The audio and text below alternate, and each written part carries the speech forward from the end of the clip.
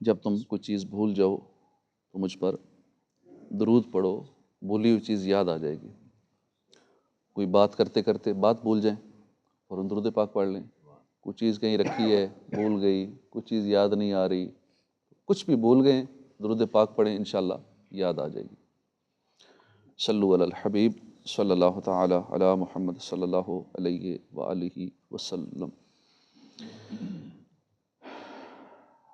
ہم نے حدیث پاک سنی تھی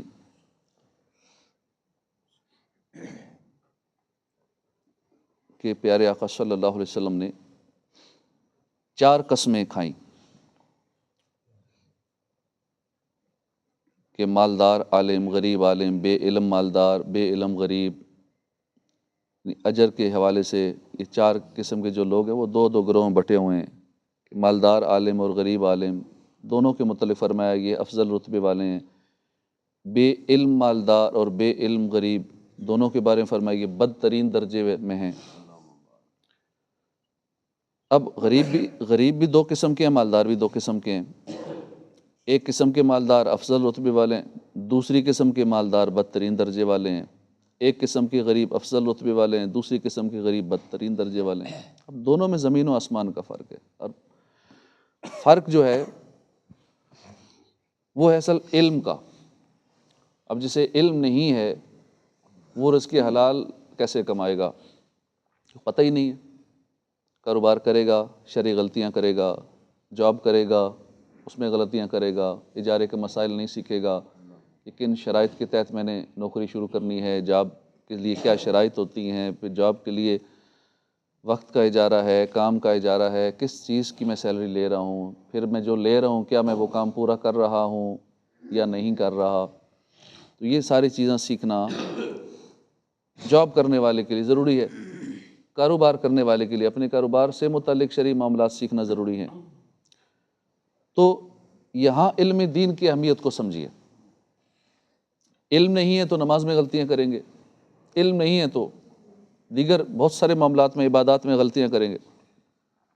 اب جیسے جو تاجر ہیں، بڑی بڑی کمپنیاں چلاتے ہیں، فیکٹریاں چلانے والے ہیں، بڑے بڑے کاروبار چلانے والے ہیں، امیر اور مالدار اسلامی بھائی ہیں، تو ان کو چاہیے علم دین کی طرف رخ کیجیے، یہ بڑا ضروری ہے۔ ہمارے ہاں ایک اکثریت ہے جنہوں نے نماز سیکھی نہیں ہے، بس جیسے بچپن میں والدین کو دیکھا، کسی نے بتا دیا، بس اسی طرح ہی نماز پڑھ رہے ہیں۔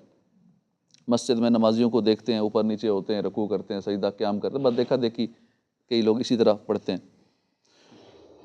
یہ اپنی جگہ ایک درست بات ہے کہ نماز بھی ہم نے سیکھنی ہے، وضو سیکھنا ہے، غسل کے مسائل بھی ہم نے سیکھنے ہیں، مگر ہم نے جیسے نماز نہیں سیکھی، دکان چلانی بھی تو نہیں سیکھی،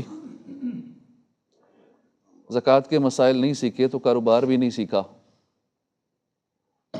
تجارت کے احکام بھی تو نہیں سیکھے۔ اب اپنے بارے میں ہم غور کریں، دل پر ہاتھ رکھ کر غور فرمائیں۔ سود حرام ہے، ہم سب جانتے ہیں حرام ہے، مگر سود کی تعریف کیا ہے یہ اکثر نہیں جانتے۔ جب ہمیں یہی نہیں معلوم سود کہتے کیسے ہیں، واٹس دا ڈیفینیشن آف سود، تو پھر ہم اس سے بچیں گے کیسے؟ ہمارے ہاں پارٹنرشپ پہ کاروبار ہوتا ہے، شراکت پہ کاروبار ہوتا ہے۔ اب پارٹنرشپ کی کتنی شرائط ہیں؟ کسی بھی پارٹنر آپس میں جو ہیں ان سے پوچھ لیں، پارٹنر سے، شاید کسی کو نہ پتہ ہو۔ شرائط ہی نہیں پتہ، پھر طے کیا کیا؟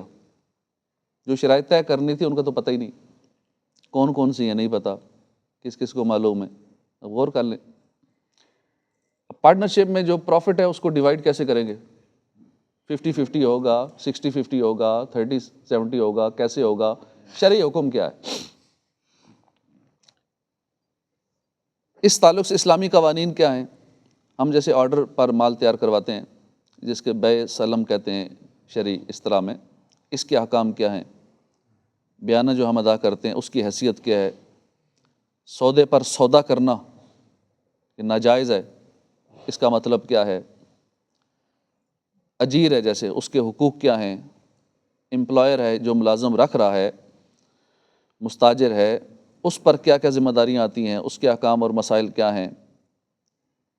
ایک اجیر ہے تو اجارے پر اجارہ کرنا کیسا ہے کہ ایک بندہ ایک جگہ جاب کر رہا ہے، اب اس جاب کے دوران ہی ساتھ اپنا کوئی اور بھی کام کر رہا ہے، کہیں ملازم ہے، اس ملازمت کے دوران آن لائن بھی موبائل سے کما رہا ہے. بھئی ایک وقت جو طے ہو گیا ہے، ایک جگہ جاب یا اجیر ہیں کسی کے، تو اب اجارے پر اجارہ ہو ہی نہیں سکتا. لوگ ایک ہی ٹائم میں 3 4 نوکریاں کر رہے ہوتے ہیں. کہ خیر ہے، ادھر اس نوکری میں چونکہ کام نہیں ہے نا، فارغ بیٹھا رہتا ہوں، تو اس لیے میں چاہتا ہوں فارغ بیٹھ کے چلو کچھ اور کام کر لوں، آن لائن ٹیوشن پڑھا لوں، آن لائن فلاں ای کامرس کا بزنس کر لوں، یہ ڈراپ شپنگ کر رہا ہوں، یہ ایفیلیٹ مارکیٹنگ فلاں فلاں کام کر رہا ہوں. مطلب اجارے پر اجارہ اس دوران اپنا کاروبار کر رہے ہیں یا کوئی اور جاب کر رہے ہیں، کسی اور کو سروسز دے رہے ہیں. اب یہ نہیں ہو سکتا، ایسا ناجائز ہے. ایک وقت ہم نے کسی کو دے دیا، بک کیا، اب وہی وقت دوسرے کو نہیں دے سکتے. تو بہت سارے مسائل ہیں. بڑی بڑی فیکٹریاں چلا رہے ہوتے ہیں، بڑی بڑی کمپنیاں لے کے چل رہے ہوتے ہیں، کروڑوں کا کاروبار کر رہے ہوتے ہیں، یہ باتیں معلوم نہیں ہوتی. اب یہ اتنی گہری باتیں نہیں جو میں کر رہا ہوں، موٹی موٹی باتیں. یہ کاروباری بندے کے لیے ایک بنیادی باتیں. اب یوں سمجھ لیجیے کہ جو کاروبار کرتا ہے، چھوٹی سی دکان چلاتا ہے یا انٹرنیشنل کمپنی کا مالک ہے، اسے یہ باتیں تو انگلیوں کے پوروں پر یاد ہونی چاہیے، مگر افسوس کہ ہمارے یہاں اکثر کو نہیں پتہ. عجیب بات ہے کہ ہم نے نماز نہیں سیکھی، اس کا کہیں نہ کہیں احساس بھی ہوتا ہے. وضو نہیں سیکھا، اس کا چلو کبھی احساس ہو جاتا ہے کہ مجھے نہیں پتہ. لوگ امام صاحب سے مسائل پوچھ رہے ہوتے ہیں، امام صاحب میں کلی کرنا بھول گیا تھا، وضو ہو گیا یا نہیں ہوا، فلاں غلطی ہوگی مجھ سے، پتہ نہیں ہوا نہیں ہوا، چلو پوچھ لیتے ہیں. نماز کی تیسری رکعت میں بھول کر بیٹھ گیا تھا، اب کیا حکم ہے؟ سورہ فاتحہ میں بھول گیا تھا، اب کیا کروں؟ سرما ڈالا تھا، روزہ بچ گیا ٹوٹ گیا ہے. اب لوگ یہ سوالات پوچھ رہے ہوتے ہیں امام صاحب سے. مگر دکان کے مسائل پہ کبھی کسی نے سوال کیا؟ میں کریانے کی دکان چلاتا ہوں، تو مجھے بتائیں اس میں حرام کی آمیزش تو نہیں ہے. میں فلاں جاب کرتا ہوں، فلاں ڈپارٹمنٹ میں ہوں، تو اس میں میری جاب ڈسکرپشن یہ ہے، یہ میرے کام ہے، یہ اجارہ ہے. تو کبھی آج دن تک مجھ سے تو نہیں پوچھا کبھی کسی نے. اور عام دیکھ لیں اوور آل لوگ کسی سے پوچھتے ہیں اس طرح کی باتیں. ٹھیک ہے، آ کے نماز کے بارے میں پوچھیں گے، کرسی پہ نماز کیسے پڑھی یہ پوچھیں گے، اور نماز میں غلطی ہو جائے چلو کچھ نہ کچھ پوچھ لیتے ہیں، وضو میں کچھ ہو جائے پوچھ لیتے ہیں، رمضان آئے گا روزوں کے بارے میں کچھ نہ کچھ پوچھ لیں. بھائی جو کمائی کر رہے ہیں کبھی وہ پوچھا کہ میری 1,00,000 2,00,000 5,00,000 10,00,000 جو سیلری مل رہی ہے، یا جو 8 10 لاکھ 20 لاکھ میں کاروبار سے کما رہا ہوں، وہ حلال ہے یا نہیں؟ کبھی اس کی بھی اسکیننگ کرائی یا نہیں؟ اس کی بھی MRI کرائی یا نہیں؟ اس پہ توجہ کرنی چاہیے، پوچھنا چاہیے شرعی مسائل. پھر اپنے حساب سے، کیونکہ ہر بندے کی سورس آف انکم الگ الگ ہے، تو وہ اس سے متعلق معلومات لے کہ مجھ سے اس میں غلطیاں کہاں ہو رہی ہیں. یہ ذہن بنا ہوا ہے کہ جو دین ہے نا، وہ دین صرف یہی ہے، نماز روزہ ذکر اذکار زکوٰۃ حج وغیرہ عمرہ یہ کر لینا، بس یہ دین ہے، اس سے ہٹ کے باقی دین نہیں ہے. یہ ذہن بنا ہوا ہے. یہ سچ ہے، یہ دین ہے. نماز دین کا ستون ہے، روزہ دین کا بنیادی رکن ہے، حج دین کا بنیادی رکن ہے، زکوٰۃ دین کا بڑا بنیادی رکن ہے. مگر یہیں تک محدود نہیں ہے دین. ایسا نہیں ہے. دین حاکم ہے، ہماری ذات پر بھی حاکم ہے، گھر پر بھی حاکم ہے، دکان پر بھی حاکم ہے، ٹھیلے ریڑھی پر بھی حاکم ہے، فیکٹری پر بھی حاکم ہے. ہر جگہ ہر معاملے میں دین، اور بس دین ہی کا حکم چلے گا. ریڑھی پر بھی کاروبار میں کر رہا ہوں تو دین کا حکم چلے گا. دکان چلا رہا ہوں یا فیکٹری چلا رہا ہوں، وہاں دین کا حکم چلے گا، وہ بھی دین میں شامل ہے. وہ دین سے ہٹ کے نہیں ہے، نماز سے کی طرح. مطلب نماز دین ہے تو وہ دین نہیں ہے. وہاں جو مرضی کرو، ادھر نماز پڑھو، باہر جا کے چرس بیچو، شراب بیچو، جو دے لے گا، کیونکہ دین مسجد تک ہے نا، باقی باہر تو نہیں ہے. تمہاری فیکٹری پر بھی دین ہے، ہر جگہ دین ہی کا حکم چلے گا. ان الحکم الا للہ، حکم تو صرف اللہ کا ہے. حکم اللہ پاک کا چلے گا، اس کے پیارے محبوب کا چلے گا. لہٰذا یہ احکام سیکھنے چاہیے.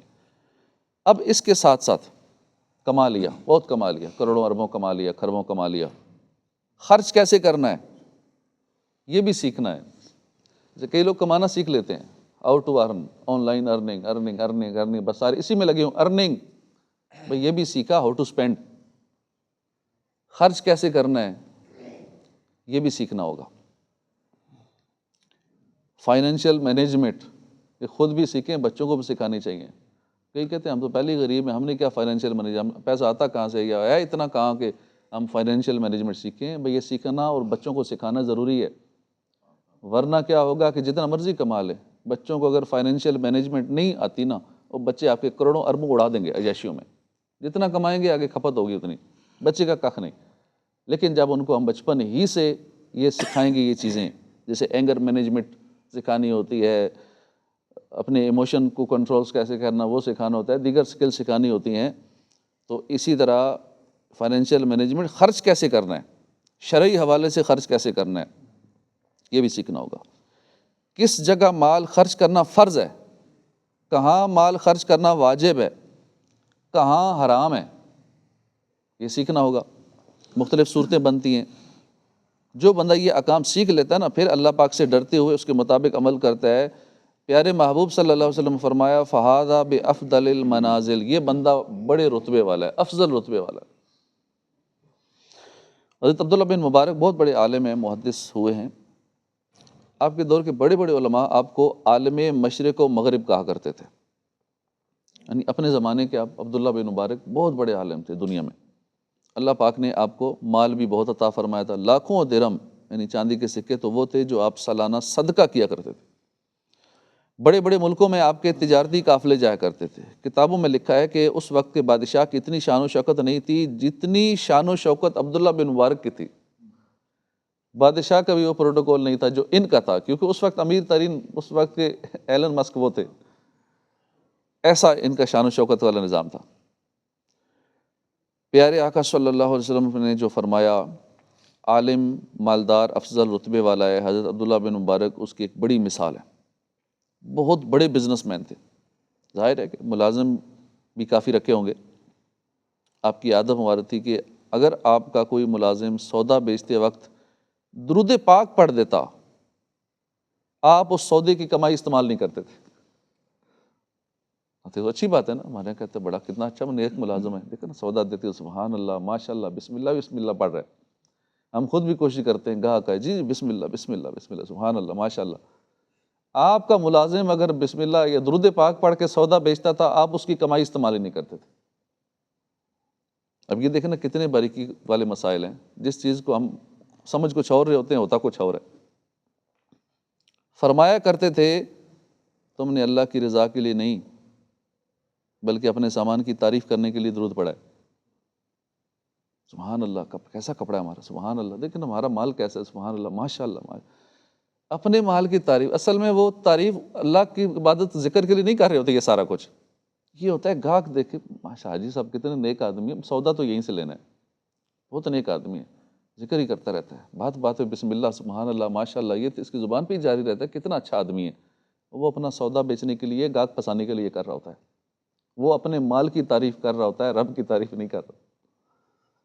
تو وہ کہتے ہیں درود شریف تو نے پڑھا ہے وہ مال کی بیچنے کے لیے۔ خریدنے والے نے سودے کی خوبی دیکھ کر نہیں، تمہارا درود دیکھ کر متاثر ہوا ہے اور تم سے سودا خریدا ہے، یہ سودا ٹھیک نہیں ہوا۔ لوگ ایسی ایسی گاہک کو پھنسانے کے لیے باتیں کریں گے، چکنی چپڑی میٹھی باتیں، ذکر اللہ نیک نمازی شو کریں گے، تو کتنی باریک بات ہے یہ۔ سودا بیچتے وقت یعنی جب ہم گاہک کو سامان دکھا رہے ہیں اس وقت ذکر اللہ کرنا سبحان اللہ ماشاء اللہ یہ منع ہے۔ قربان جائیے، حضرت عبداللہ بن مبارک شرعی احکام کو کس حد تک جانتے تھے۔ ایک مرتبہ سفر پر تھے، ایک جگہ نماز کا وقت ہو گیا، آپ گھوڑے سے اترے، اسے ایک جگہ باندھا، وضو کر کے نماز پڑھنے لگے۔ جب سلام پھیرا تو دیکھا کہ آپ کا گھوڑا وہاں موجود ایک کھیت سے گھاس کھا رہا ہے۔ فرمایا یہ کھانا حرام ہے، لہٰذا اب میں اس گھوڑے پر سواری نہیں کروں گا، میرے گھوڑے نے حرام کھا لیا۔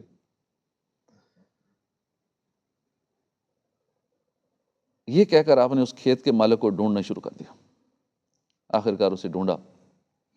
وہ گھاس جو گھوڑے نے کھا لی تھی اس کے بدلے میں وہ گھوڑا ہی اس کو دے دیا۔ کوئی اور تو کہتے قیمت بتا دیں کتنے کا مال کھایا ہوگا، چلو اتنے پیسے لے لو، آپ نے پورا گھوڑا ہی اس کو دے دیا کہ میرے گھوڑے نے آپ کا اتنا مال کھایا۔ خود وہاں سے نیا گھوڑا خریدا سفر میں، وہ اسے دیا، نیا گھوڑا لیا، پھر آگے چلے۔ کیسا تقویٰ تھا، اور دنیا کے اس وقت کے امیر ترین کے بادشاہ کا وہ پروٹوکول نہیں تھا جو ان کا تھا۔ ایسے عظیم کام ظاہر ہے وہ کرے گا جو شریعت کا اتنا زیادہ علم رکھتا ہوگا۔ آپ کے والد حضرت مبارک رحمۃ اللہ علیہ کا واقعہ ہے کہ آپ کسی باغ میں کام کیا کرتے تھے، کئی سال آپ نے یہی مزدوری کی۔ آپ سوچیں گے کہ بیٹا اتنا مالدار اور باپ کسی کے باغ میں مزدوری کرتا تھا، بیٹا مالدار، باپ مزدوری کر رہا ہے۔ ایسا نہیں، اصل میں عبداللہ بن مبارک جو ہے نا ایک غریب سے گھر میں پیدا ہوئے تھے۔ آپ کو اتنا مال وراثت میں نہیں ملا تھا کہ باپ نے جائیداد چھوڑی، باپ نے بینک بیلنس چھوڑا تو امیر ہو گئے، خود محنت سے کمایا تھا۔ آپ کے والد امیر ہونے سے پہلے مزدوری کیا کرتے تھے، محنت سے کمایا تھا۔ ہمارے ہوتا ہے نا باپ دادا کا ہے تو اس پہ عیاشیاں، رئیس بنے ہوتے ہیں، بھائی خود کے کیا کیا، خود کماتے تو پتہ لگتا نا، ہم تو خاندانی رئیس ہیں، ہم تو خاندانی وڈیرے ہیں، خاندانی یہ ہیں، وہ خاندانی ہے نا، بھائی تو ان کا کمال تھا نا، باپ دادا کا، تمہارا کیا کمال ہے، تم نے کیا کیا، ان کے پیسے پہ عیاشیاں کر رہے، بدماشیاں کر رہے۔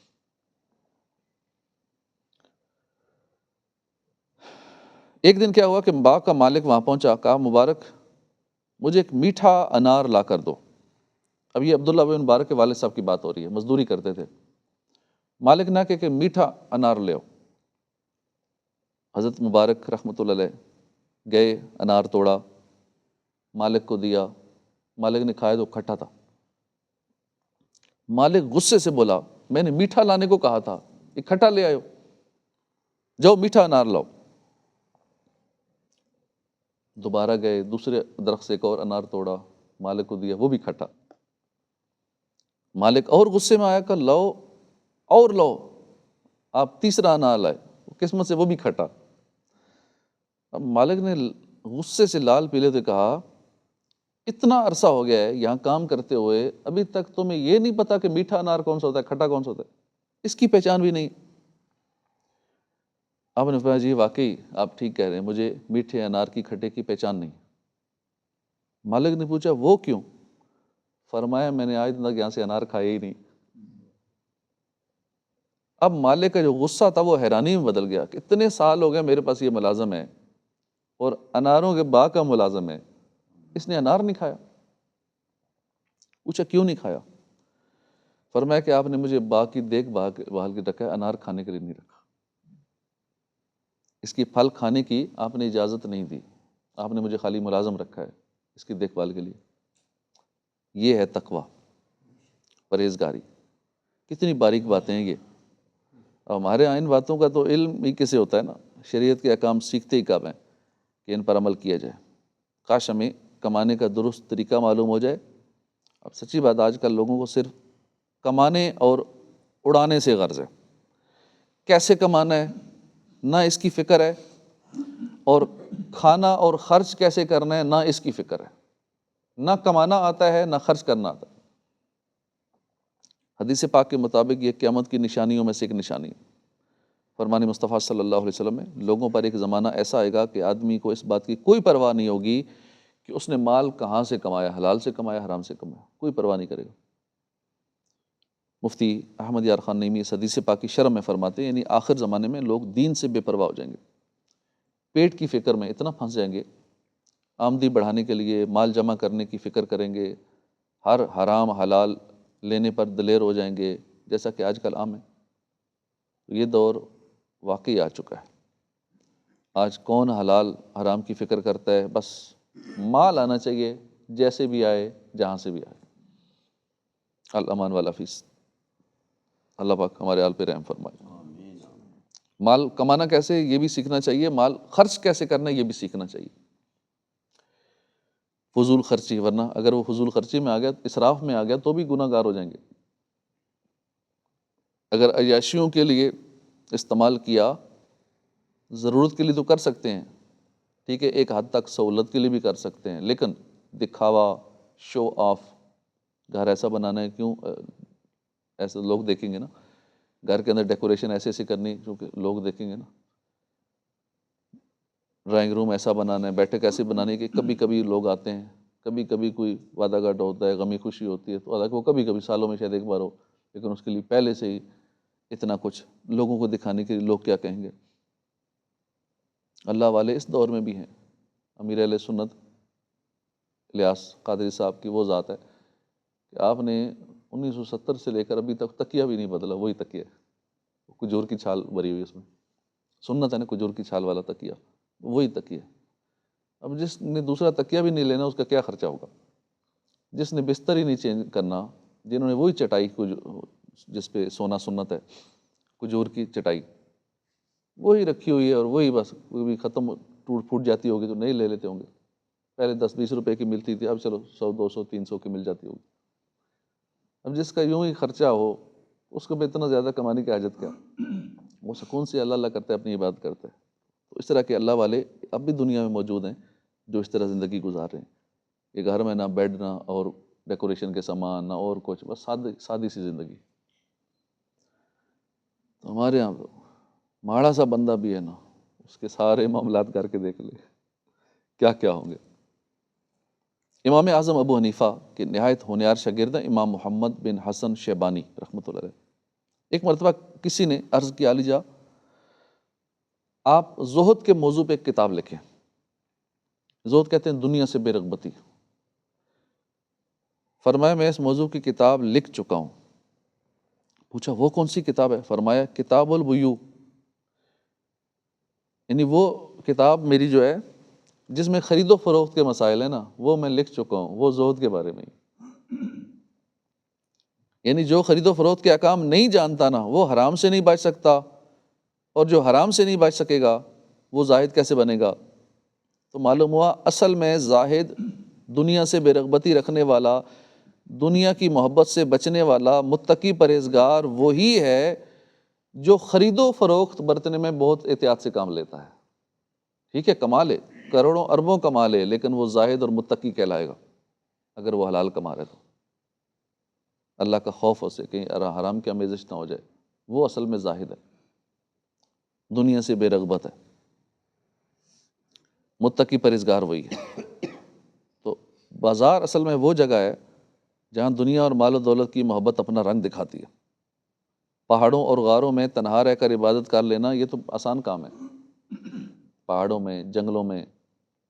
مگر بازار میں جب شیطان پورے لشکر کے ساتھ حملے کر رہا ہو، نفس امارہ برائیوں پر ابھار رہا ہو، ورگلا رہا ہو، مال و دولت کی محبت زور پکڑ رہی ہو، اس وقت نفس و شیطان کے حملوں سے بچ کر پوری ایمانداری اور شرعی احکام کی پاسداری کرنا یہ بڑا مشکل کام ہے. لہٰذا اصل زاہد، اصل دنیا سے بے رغبتی رکھنے والا وہی ہے جو دنیا میں اتر کر بھی دل کو دنیا سے بچا لیتا ہے. دنیا کے اوپر رہتا ہے، دنیا اس کے اندر نہیں جاتی. کشتی جب تک اوپر رہتی ہے چلتی ہے، جب پانی کشتی کے اندر آ جاتا ہے کشتی ڈوب جاتی ہے. تو اسی طرح جب دنیا بندے کے اندر آ جاتی ہے نا، پھر بندہ تباہ و برباد ہو جاتا ہے. جب تک اوپر رہتا ہے دنیا سے خوب فائدہ اٹھائے، موجیں کرے، لیکن جب دنیا دل میں آ گئی تو پھر بڑی خطرناک ہے. امام غزالی فرماتے ہیں تجارت ایک کسوٹی ہے، اس کے ذریعے آدمی کے دین اور تقوی کو آزمایا جاتا ہے. کسی عربی شاعر نے کہا لا یغرنک من المرء قمیص رقعہ او ازار فوق کعب الساق من رفعہ، یعنی کسی کی پیون لگی ہوئی قمیض، ٹخنوں سے اوپر شلوار، پیشانی کی چمک اور ماتھے پر سجدوں کا نشان تمہیں دھوکے میں نہ ڈالے. اگر کسی کو دیکھنا ہے نا یہ نیک ہے یا نہیں، اگر کسی کی تقوی اور پرہیزگاری دیکھنی ہے تو درہم و دینار کے وقت اسے پرکھ. یہ نہ دیکھ لو کہتے ہیں میں ملازم رکھوں گا، نیک آدمی نمازی ہونا چاہیے، ذرا داڑھی والا، امامے والا، بس نیک آدمی چاہیے، ملازم چاہیے. اب امام غزالی کیا فرما رہے ہیں؟ آپ فرما رہے ہیں کسی کی پیون لگی ہوئی قمیض، یعنی اس کے سارے نیکوں والی نشانیاں، بڑا دیکھنے میں بھی نیک نظر آتا ہے، نمازی میں پڑھ رہا ہے، مسجد بھی آنا جانا اس کا بڑا ہے، میرا نشان بنا ہوا ہے، بڑی نور بھی ہے چہرے پہ، بڑا نورانی چہرہ ہے. لیکن یہ اس بات کی دلیل نہیں ہے کہ گڑبڑ نہیں کرے گا. چیک کرنا ہے نا کسی کو نیک ہے یا نہیں، اب اس کو لین دین میں، کاروبار میں چیک کرو، ایک کماتا کیسے، خرچ کیسے کر رہا ہے، درہم و دینار یعنی مال و دولت کے لین دین کیسا ہے. کئی ایسے بڑے نمازی، پرہیزگار، نیک آدمی، داڑھی، امامہ، لوگوں کے اس کے پیسے کھائے ہوئے ہیں، اس کے پیسے کھائے ہوئے ہیں، پیسے دے نہیں رہے. عجیب بندہ ہے، نمازیں پڑھ رہا ہے، عبادت اتنی کر رہا ہے، اور لوگوں کا مال بھی کھایا ہوا ہے، قرضہ لے کے دبایا ہوا ہے، ادھار لے کے دبایا ہوا ہے، دیتا ہی نہیں ہے. تو یہ دیکھنا چاہیے لین دین کے معاملات کیا ہیں. یہ تقوی اور پرہیزگاری کی یہ کرائیٹیریا ہے. متقی بننا ہے، پرہیزگار بننا ہے، اس کے لیے جیسے نمازیں پڑھنا ضروری ہیں، یوں ہی خرید و فروخت کے احکام اور مسائل سیکھنا، ان پر عمل کرنا بھی انتہائی ضروری ہے۔ ہم نے حضرت عبداللہ بن مبارک اور آپ کے والد صاحب کا کمانے کا انداز سنا تھا۔ اب یہ کماتے کیسے تھے، اب خرچ کیسے کرتے تھے، یہ بھی سن لیں۔ ایک مرتبہ آپ کی خدمت میں ایک شخص حاضر ہوا، عرض کی کہ مجھ پر قرض چڑھ گیا۔ پوچھا کتنا قرض ہے؟ کہا 700 درہم ہے، چاندی کے سکے 700۔ آپ نے فوراً اپنے کیشیئر کے نام خط لکھا اور اس شخص کو دے کر کہا جاؤ میرے وکیل سے رقم لے لو، میرے کیشیئر سے یہ رقم لے لو۔